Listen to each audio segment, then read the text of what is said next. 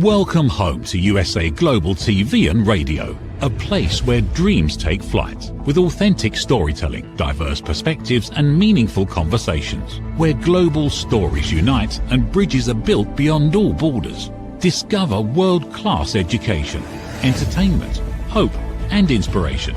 Together, we're building bridges worldwide. Subscribe to our channel, USA Global TV. Download our app, USA Global TV. Be our guest or join our team. Visit usaglobaltv.com. Thanks to our founder and executive producer, Dr. Jacqueline Kerbeck. Music score by Yeffy Tang from Cloud Road Music. Voiceover artist Mike Porter. Creative direction by Paul Garcia. USA Global TV and Radio. Your home for global connection. All rights reserved. This video and its contents are the exclusive property of USA Global TV and Radio. Unauthorized use, duplication or redistribution in any form is strictly prohibited. Hello and welcome to the Persistence Payoff Show. We're here on USA Global TV and Radio. I'm your host, Kimberly Schaefer. In this show, we talk with people about their own journey with persistence, what keeps people going. Because sometimes when things get hard, it's really easy to give up. That's always the easier solution in the moment. But how do we continue and pursue our dreams? One of my dreams has been the ring thing. I am a first-time inventor and entrepreneur. I invented the ring thing, which is a patented waterproof ring holder. And I'm on my own journey with persistence every day. I'm really looking forward to talking with our guest today, Ben Leman. He is a businessman, a rancher, a fourth-generation Texan, and he has started 2 companies from scratch. So he's very much an entrepreneur. He also took a break between those companies and went into public service. He was a county judge and a state representative, and he's also now an author and has a new book coming out called Between the Tines. And I'm very much looking forward to talking with him about his journey in all of those paths. So please welcome Ben Leman. Well, hello. Hello, Kim. How are you? Thank you for having me on your show. I'm very excited to be here and have this discussion. Well, thank you so much, Ben. Thank you for being here. I'm really excited to talk with you. And as an entrepreneur myself, and then I think also the other paths that you have gone on are so interesting. And sometimes what I find with people is that for any of us, when we have multiple journeys in our lives, they can seem separate, but when we talk about it, there's actually overlap and connection between them. And so I'm looking forward to hearing about your journey. I would love to start by just talking about your entrepreneur journey. What led you to start your first company and how did that come to be? Sure. Well, I guess it starts off really in my family history. My grandfather was an entrepreneur and my father was as well. I always felt that drive to be an entrepreneur and own my own business, that American dream. It was part of my fabric of who I identified as Ben Leman. I was part of what I always envisioned. And so I actually started my first company, co-founded it while I was in college. I was attending the University of Texas at Austin and in the business school, and went in 50-50 with my partner. And we started a company in my mother's garage. It was a manufacturing company was the goal, but we didn't start out that way. We were just a machine shop. And so here I was graduating college, going home every weekend while I was in school and over the holidays. And my friends all thought I was crazy, but that persistence that you talk about is what was my motivation.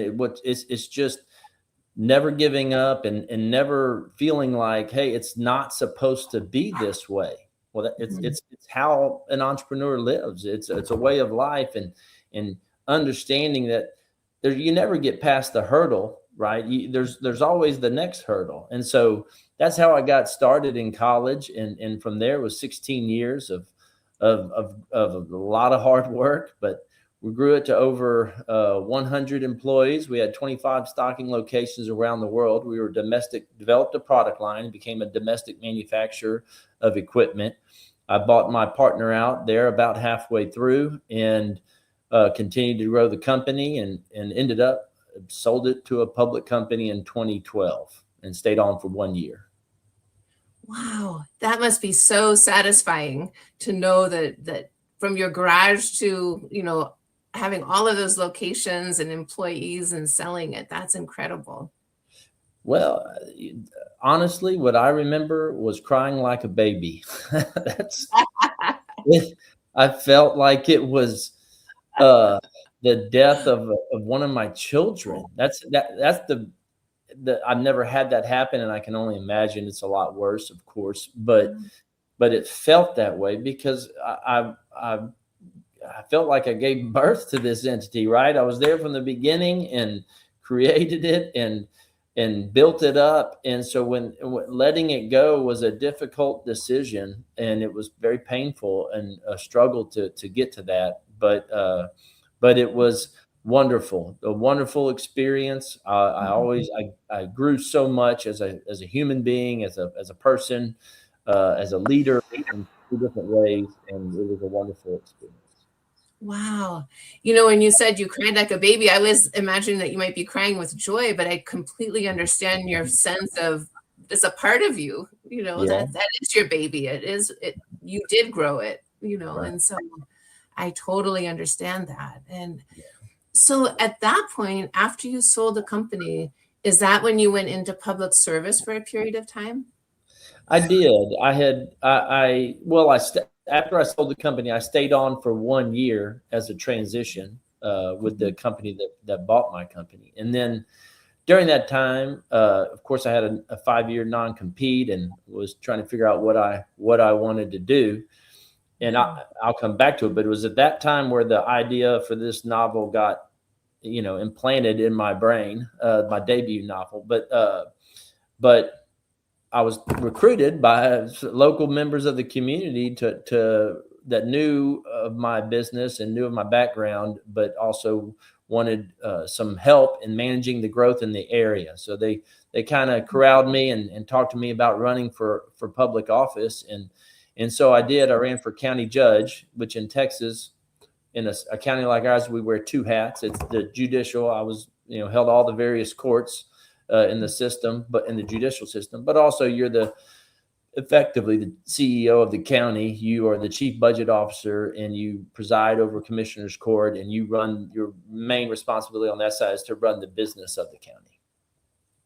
Wow, how interesting. And that to me, it's also that entrepreneurial spirit that although it's not a business, as you said, you were essentially the CEO and you have to just jump in and keep it all moving and keep it growing. And Right. did you find it challenging to work in a system where you weren't the decider about everything? Like even though you were the CEO, there are rules and regulations that you have to follow that you did not set up, which is different than having your own company. And how is that for you? Yeah, absolutely. It was very different, but I made the mental adjustment that that is a different approach mentally to say, hey, I'm the decision maker versus I'm not the decision maker. I'm just part of a team of 5 that makes the decision. So building consensus, it became the primary mechanism on how decisions got made. But that's really not as far apart from running a business as many people might think. People envision the CEO, and maybe when you're really, really small, the CEO just lays down the law and they're halfway doing it, all the work themselves, right? And in the beginning, and it was no different for me. But as you build a team, if your team doesn't have buy-in, you're not going to get very far as a company. So even though you are the CEO, you have to build a consensus to produce motivated employees, and to have them perform their best. They need to believe in the vision. And so bringing that mentality to the county was something that I did effectively. We got a lot done as a county judge, changed a lot of things, that really were drastic compared to what was going on before, but were very effective. Yes, I can imagine that experience would really help inform your public service. I think that's great. And you just mentioned that it was during that time that the idea for your book came to be. And so this is so interesting to me how one thing leads to the other. And so for my first question is, had you been an author before? what made you think of writing a book? Right. So the first question, no, I had never been an author before. I'd never written a novel. I'd written little things here or there, a lot of business writing, but not novel writing. And really the story of how that happened it was a pretty touching story. Really, it was one of my best friends on the planet that I had at the time, and he was literally on his deathbed. He had pancreatic cancer, and he and I had gone through a lot together in the business world. Been through a lot of tumultuous times in a business, and he was always by my side as a mentor and a friend. Really good person, good friend. And so when I knocked on his door and his wife answered the door, she said he was having a good day. I knew this was going to be the last time I saw him, and let me in, and I went and got to stand by his bed and on the last few, very close to the end there, and we had a good talk. And by the end of it, he was fading in and out of consciousness, and it got to be where he was out for a long time, running out of energy. And so I felt it was time to leave, and I walked out of his bedroom door.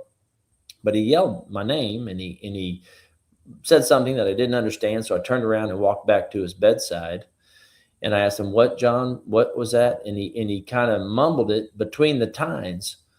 And then I said, "Between the tines? I don't understand what you're talking about." And then he said, he opened his eyes and he looked at me just as clear as day with all the energy he's had, throughout the previous conversation. And he said, "Ben, between the tines, that's what you're going to call it." And I said, "Call what?" And he said, "That's what you're going to call your first book, Between the Tines." And then as quick as he came back into being conscious, he went out of consciousness again. And I didn't get to discuss that any further. I didn't get to have that conversation with him.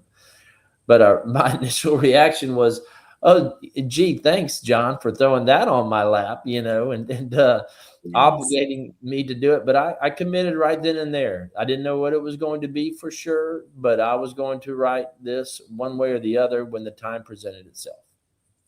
Oh my gosh, you just gave me goosebumps. I mean, that is what an incredible story. And our best friends know us as well as we know ourselves, and sometimes even better. So it's, that is incredible. And you have honored that. So you had that mission and you had that title, and then it was a question of figuring out what that was going to be. And how did the content of the book come to be? Yeah. So, over that time period, I explored different options, but there was one particular topic that has always grabbed my attention from that time, starting in 2012 or 2013. And so from that point on, I really got focused on investigating this topic that I eventually wrote about here in Between the Tines, which is Scotland in the 1640s. There were some particular historical events that were the initial aspect of what I was interested in. And over that next 12 years, I traveled to Scotland several times. I went and visited a lot of the sites, the historical sites that are in my novel. Did a lot of research, talked to a lot of the locals, got some research, some reference books, recommendations, and bought those, got them online, and found the originals and really read through them and just dug deep. And what I found and what I uncovered was just an amazing story historically that just never really has been told in this kind of fashion, that I'm doing it. And nobody's going to know about it until they read this book. That's for sure. But it's an amazing story, and it was an amazing journey to get it across the finish line. But I did write one book between then and before this one, and it was as an exercise to answer that question. You asked me that. I didn't. Yes. Up until 2013, I had not written a book, but in the early 2020s, that was the first time I said, "Okay, it's time for me to write my first novel and figure out what is my process to write a novel. Yes. That's a different process for every author. I imagine, people have different writing styles. People's brains work differently. Some people can write and edit at the same time. I cannot. I write and then I go back and edit, things like that. So I enjoyed that experience, and then I really put my heart into this novel, this Between the Times. Yeah. Yes. Oh my gosh. And as you're talking, I'm thinking about persistence in a couple of ways. And also, just to circle back, I'm very sorry about the loss of your friend. That's heartbreaking. I appreciate that. He's a fine gentleman, fine human being. Yeah. Yes. And, for him to he had the persistence in the midst of his fatigue. I mean, it sounds like he was really out of energy at that moment in your conversation, but he had the initiative to make sure to convey that to you. He wanted you to have that message, and then you have taken it from there. And I'm curious to know, were there any points along the way when you thought about giving up? No, I don't feel. I mean, even writing the novel was a persistence came into play. I wrote this novel Between the Times. I had 3 complete rewrites. The original and 2 rewrites, and the fundamental story didn't change, but I can't tell you how drastically different the characters ended up from where they started off. I was not satisfied with how the story was being told. I felt I could do better, and so I backtracked and rewrote it with a different personalities involved that match the depth of the tone of this novel. It's a deeper novel. There's a lot of underlying threads that go through it that I want the readers to contemplate and consider.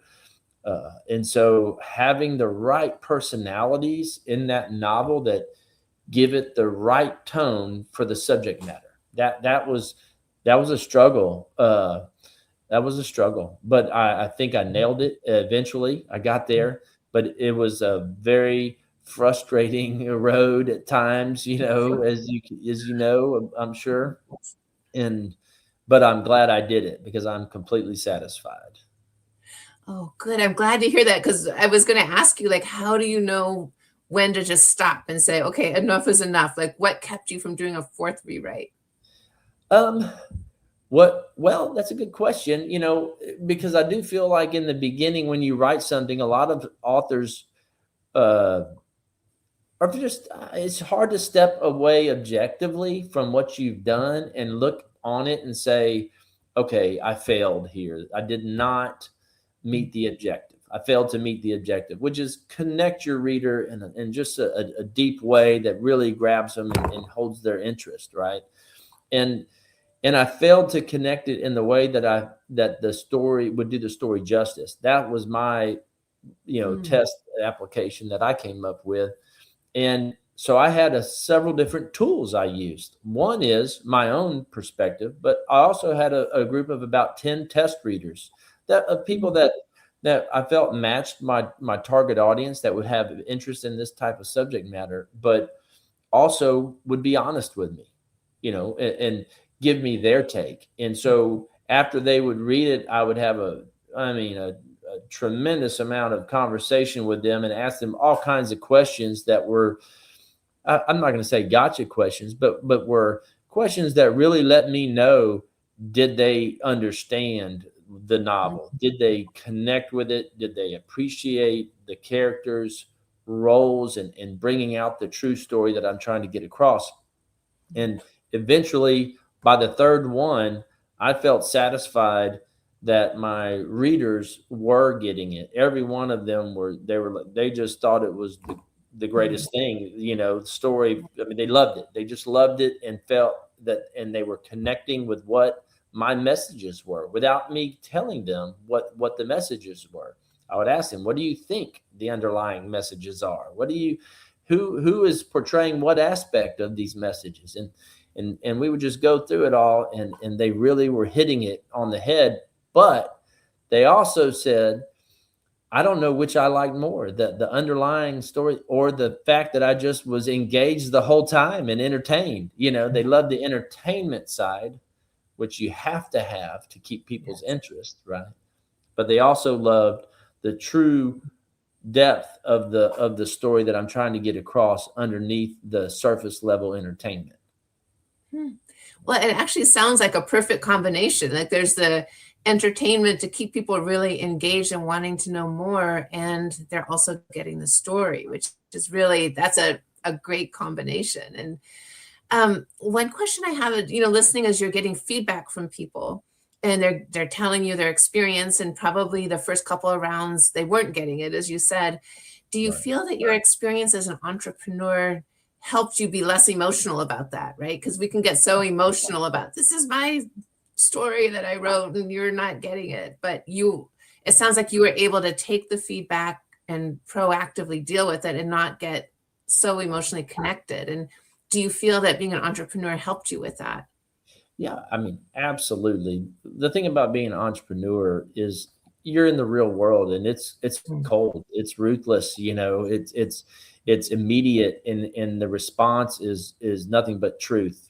So when you have an idea, a business idea, and you go out and you try it, you either drain your bank account until you can't make it work anymore, literally, and you shut it down, or you get some level of success that allows you to keep going.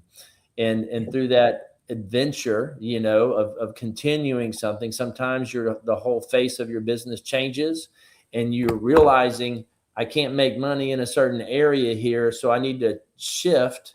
While I'm breaking even, I need to shift and go a different direction. And eventually you find the niche or the area that makes it work. But I've always believed, never doubted for a minute that you can always do anything you want to do in this life, anything. If you devote yourself to it, if you focus on it, if you make it your priority to achieve, and dedicate yourself accordingly. You can't say it's my priority to do it and put in 2 hours a day. That's not going to get you there. So you have to dedicate yourself accordingly as if it is your priority. And then I think you can get there. And so writing this novel was no different. It was an adventure for me. I was engaged in the process, energetically, enthusiastically, never ran out of energy.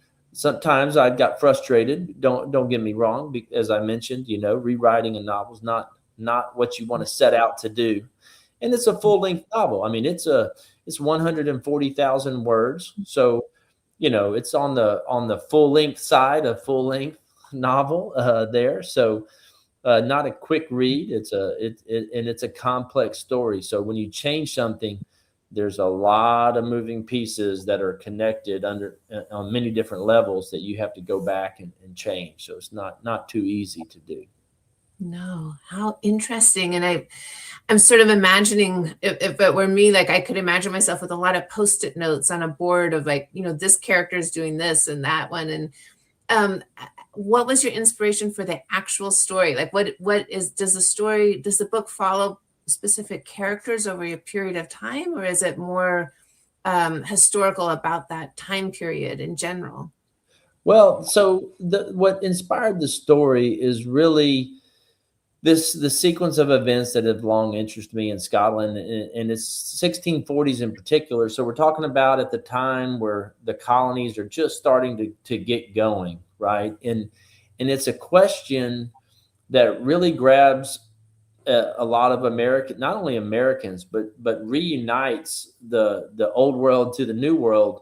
And that question is, what was going on in various countries at that time that was so difficult or so challenging, or what struggles were these people going to in a given country that caused them to be willing to leave their life behind and start over in the colonies that were not settled. I mean, in today's world, it's like us going to Mars, right? There's no infrastructure, there's no business economy, there's nothing there virtually, that make you feel like it's going to be an easy road, yet they did it. And so what was that? I mean, we hear a lot about the revolution. We hear a lot about the later colonies right before the revolution.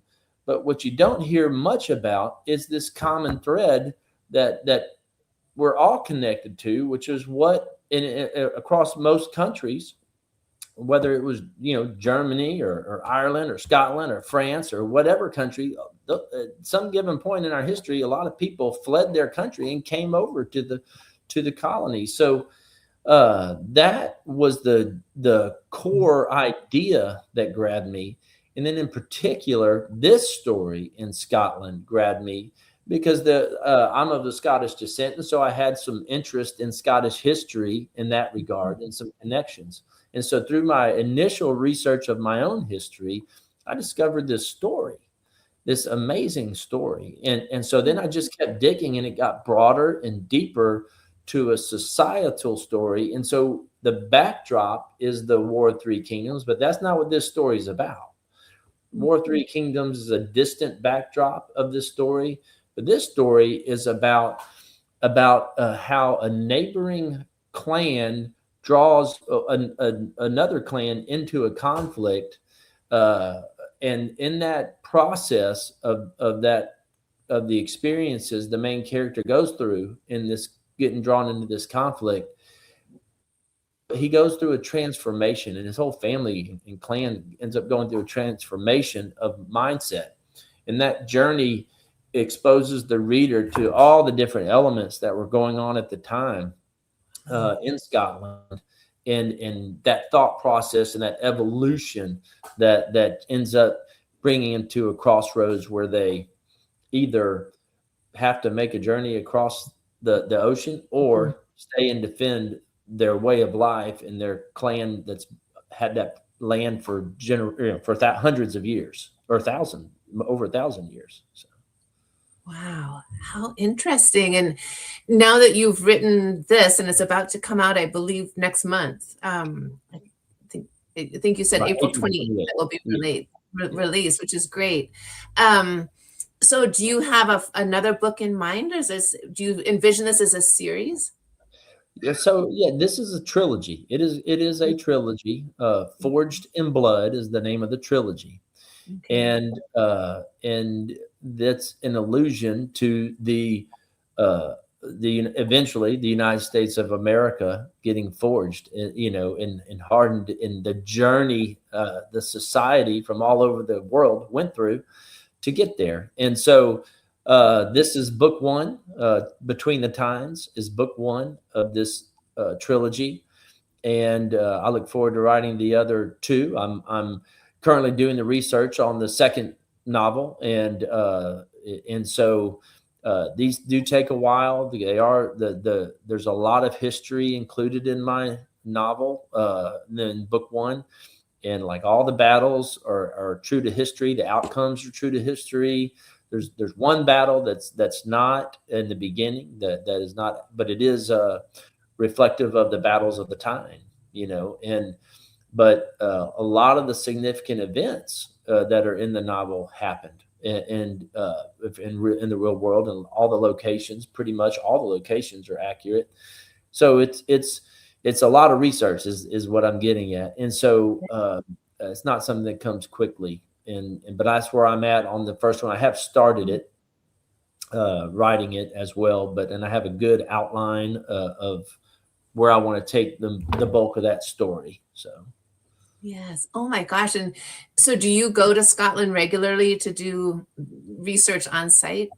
No, I've been there 3 times. And so in those times, the first time it wasn't there to go do the research, but I did a little bit, just on the side, but nothing focused. But then the second time was a complete research and traveling around Southwest Scotland where this novel takes place, and going to various historical sites. So I spent a lot of time there in that element. But what I found is you can find information on the events themselves, but and there's a lot of documentation on that.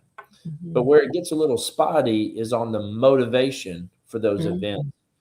we know certain people were at certain areas or certain places, and we know certain things happened, but we don't necessarily know why they happened. In the 1640s, things weren't documented as well, and so there are many plausible reasons why somebody may have done something. So what I've done in this book is I've really, in book one, Between the Times, I have focused tremendously on, proposing to the reader, here's one plausible, sequence of events here of why things happened the way they did happen.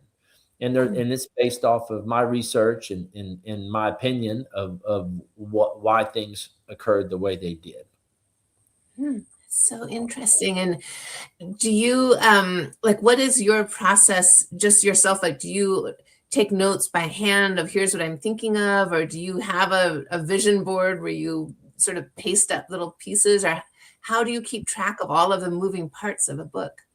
Yeah, I do it several different ways, all at the same time. So the first thing I do is, as I'm writing, the first thing I do is come up with a basic outline. The timeline, the sequence of events, the motivational themes that I'm trying to incorporate into the novel, and I get I would call it like a skeleton level. It's not very complete, right? It's very outline-ish type level.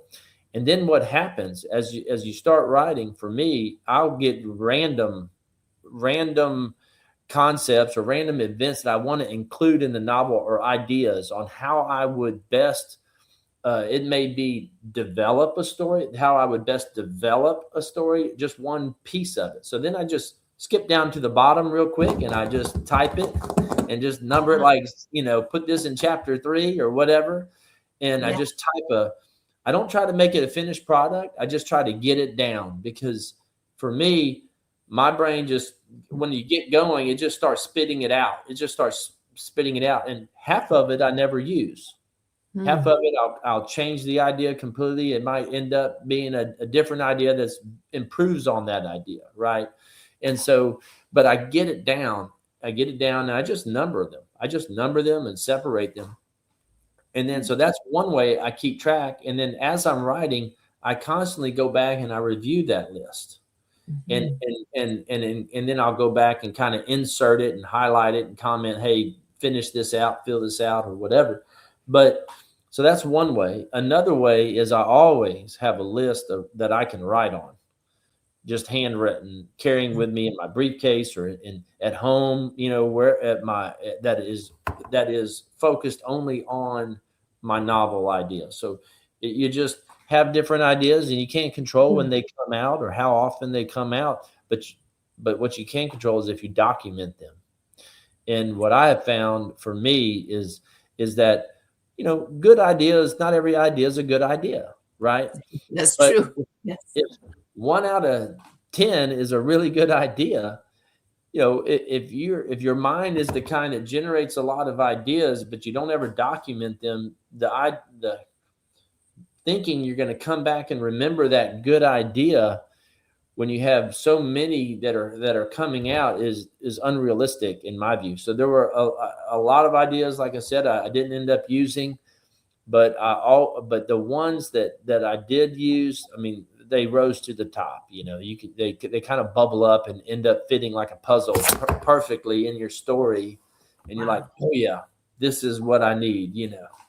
That will work. Oh my gosh, it's so inspiring to hear this, and I know we're close to our wrap up time, which is, this has gone so quickly, and I have 2 last questions for you. One is, when you look at your experience as an entrepreneur, in public service, as a county judge, and as an author, what advice would you give to someone about the importance of persistence? And if they're on sort of at a decision point about whether do I pursue something or do I not pursue it, do you have any advice from your own experience that you would share with people? Yeah, the number one thing I would say is ignore the naysayers. That's my opinion. This world is more. It's more like crabs in a bucket. If the crab that's trying to get out of the bucket, the other crabs reach up, grab it, and pull it back down. Yes. And if you have to truly believe in yourself, step one, and if you do that, you truly believe, there's going to be people in your own organization, in your own sphere of influence that you're talking to every day, that really come across as negative for your hopes and dreams. I mean, it's just a fact, and it doesn't matter if it's an entrepreneur or running for office or anything, and you just have to shake the dust off your boots, and believe in yourself, and then devote yourself accordingly. That's my best advice, is if you're going to go after it, then you put your whole heart into it, your mind, your soul, your everything you have, and you go after it, and you ignore those people that are against you. Oh my gosh, that is fantastic advice. I appreciate that. And I take that to heart myself. I really appreciate that. Now, before we go, could you let us know how people can connect with you? If they want to buy your book or they would like to reach out to you directly, what's the best way for them to connect? Yes, just my website, benlemanauthor.com. That's BENLEMAN author.com, all one word. And from there, you can connect to my social media. You can pre-order the book. It's available April 28th, available in soft as a paperback and digital. We're also going to have audiobooks and hardback. So it's going to be the full package there, available on April 28th. So, and then of course you can sign up there for my newsletter, email, and as well. So that's benlemanauthor.com. All right, super. Thank you so much, Ben, for being with us today and sharing your journey. This is really inspiring and informative. So, and I'm excited to read the book. It sounds fantastic. Yeah, thank you, Kim. I appreciate you having me on your show very much, and I hope it was beneficial for your audience. Yes, thank you so much. I really appreciate it. Yes. All right. You take care. All right, you too. Thank you. And bye-bye.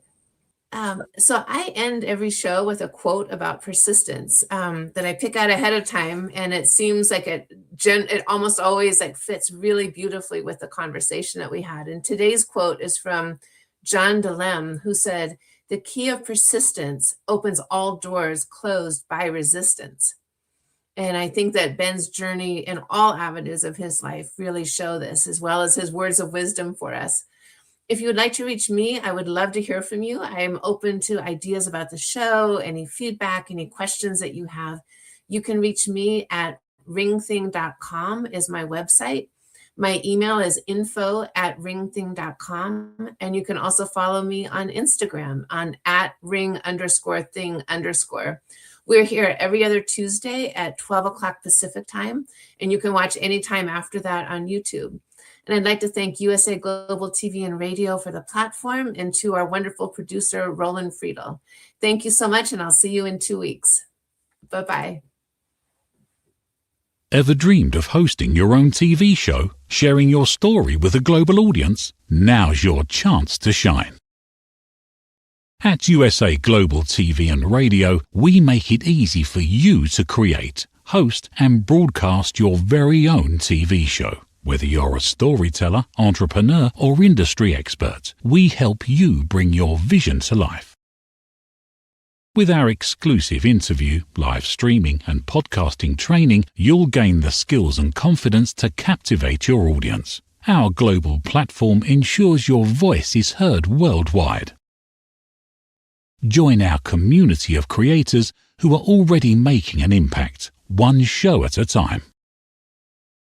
Step into the spotlight. Host your own TV show on USA Global TV and Radio. Book your discovery call today at usaglobaltv.com. Copyright 2025 USA Global TV and Radio. All rights reserved. Terms and conditions apply. To learn more, visit usaglobaltv.com. Thank you, viewers and listeners of USA Global TV and Radio, for joining us today. We're honoured to have your time and attention as part of our global community. At USA Global TV and Radio, we believe in the power of authentic conversations, meaningful connections, and creating a world of possibilities together. Want to be part of something bigger? Join our team of elevated listeners at usaglobaltv.com, a space where your voice matters and your ability to listen transforms relationships. Stay connected with us across all our platforms for thought-provoking discussions, expert insights, and empowering stories. Subscribe to our channels at youtube.com/c/USA Global TV. Follow us on social media and explore the endless opportunities we're creating for growth, learning, and inspiration. Together, we're not just broadcasting, we're building bridges and changing lives one conversation at a time. For inquiries, contact us at info@usaglobaltv.com. Music by Johnny Dyes. Produced by Executive Producer and Director Dr. Jacqueline Kerbeck. Voiceover by Mike Porter. Creative Direction by Paul Garcia. All rights reserved. Copyright 2025. Visit usaglobaltv.com to view our full terms and conditions.